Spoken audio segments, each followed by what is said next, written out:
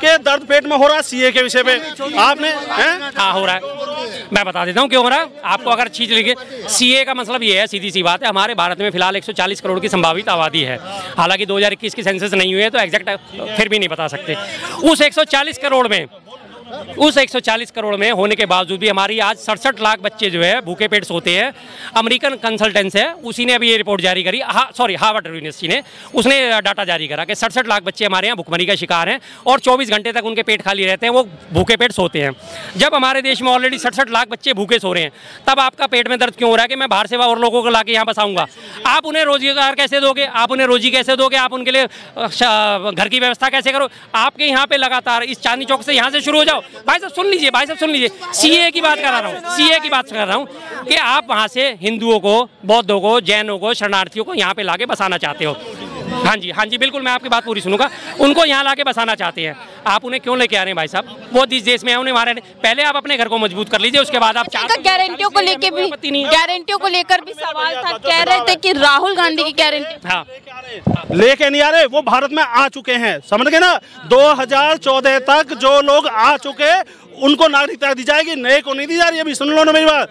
और इस देश में करीब 3-4 करोड़ रोहिंग्या और बांग्लादेशी है।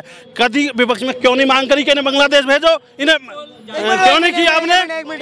रोहिंग्या को आपके दिल्ली का ओखला का विधायक 10-10 हजार रुपए इनाम में देता है, आपने कभी विरोध नहीं किया।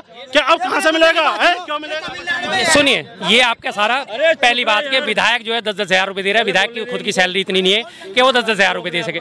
दूसरी बात रोहिंग्या, सुनिए सर, मैंने आपकी सारी बात तो सुनिए। हाँ जी, रही बात रोहिंग्या की, रोहिंग्या किसकी गलती से आए भाई साहब?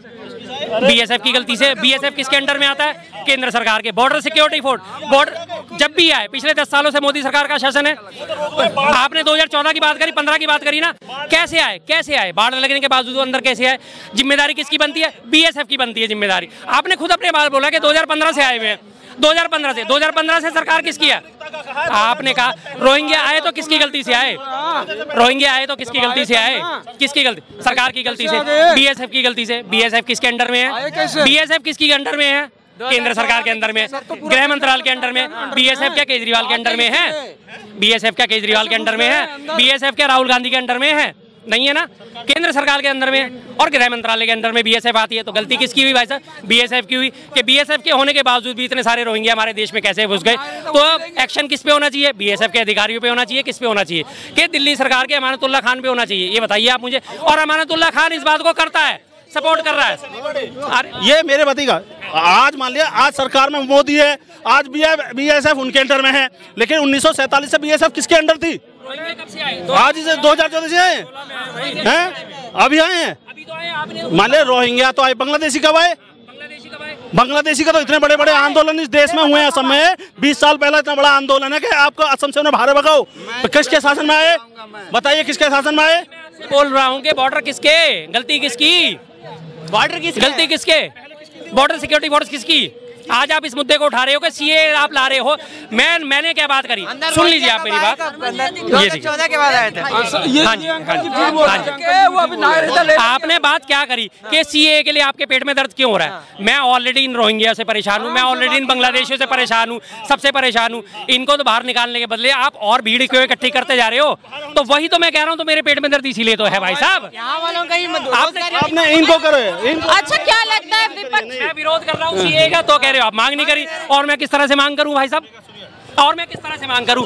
मैं आपकी बात का विरोध कर रहा हूं। आप कहते हो मैं इस बंदे को अपने घर लेके जाऊंगा, मैं कह रहा हूं भाई ये गलत आदमी है, इसे मत लेके आओ अपने घर में।